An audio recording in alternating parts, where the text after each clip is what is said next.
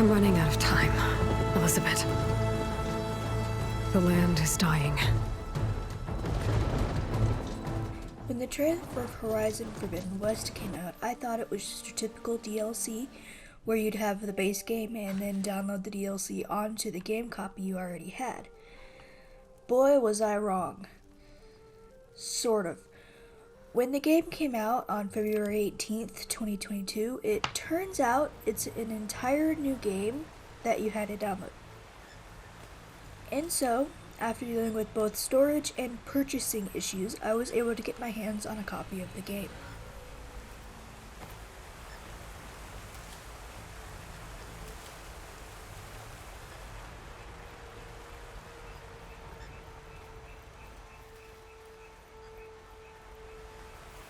The game was created by Guerrilla Games and was published by Sony Interactive Entertainment. The game was made for both PS4 and 5. The game is a sequel to the original game Horizon Zero Dawn that came out way back in 2017, and as of the making of this review, it is $60 anywhere you can find it.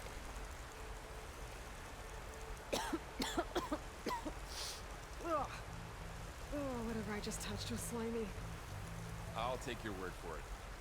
At the start, you are given a bit of a tutorial on what everything does, which is nice, and these controls are quick to remember and they stick in your brain even if you decide to put it down to play another game. The graphics for this game, at least from where I played it on the PS4, were extremely well done and would seamlessly change between new areas. This game does have loading screens that can be a bit of a wait at times, but considering the level of graphics used in the game, this is understandable.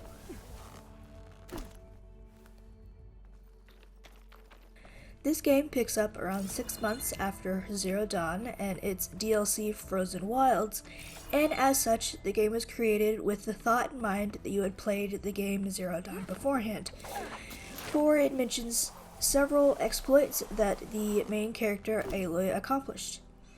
This game, like the other one, published back in 2017, is set in the distant future where Earth has been given a second chance after the world as we know it has ended. Humans have not been wiped out, however, and now live in different tribes that are scattered throughout many different regions that are littered with different ruins. The main plot for the game is to find a backup for Gaia and to find a cure for the plague that is killing everything in its path. Drew said I could get my bow upgraded in there. I'd be able to tinker with my other gear too.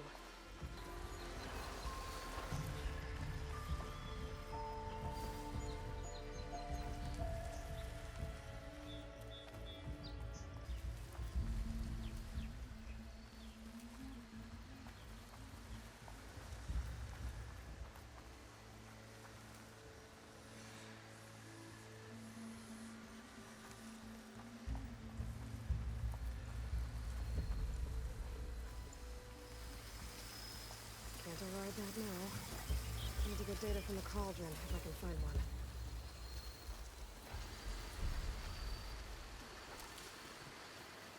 As for gameplay, I found it similar to if you had played the Zero Dawn entry to the franchise, although it was nice to be able to scan the area without having to go into what is called a focus, which is the little earpiece they wear in the game, and to be able to see where needed resources are located around you.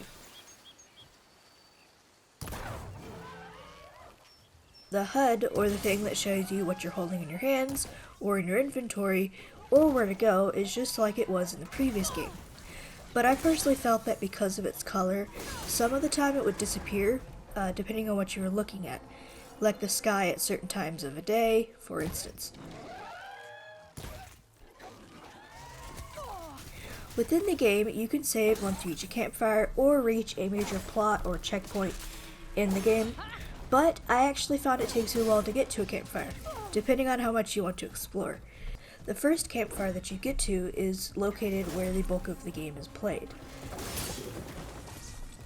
The music in the game is similar to how it was in the earlier published game in the franchise. However, as I was playing, I noticed that they updated parts, like if you were fighting or you're just plain exploring, which is nice because some other games, they just use the same music from one game to another.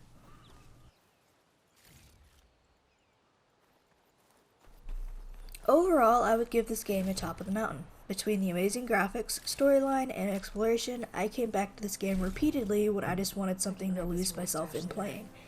Although, for the game to make sense on what is going on, I would play it or at least familiarize oneself with Horizon Zero Dawn and the events that occurred in it before picking up this game, with it being a sequel and all.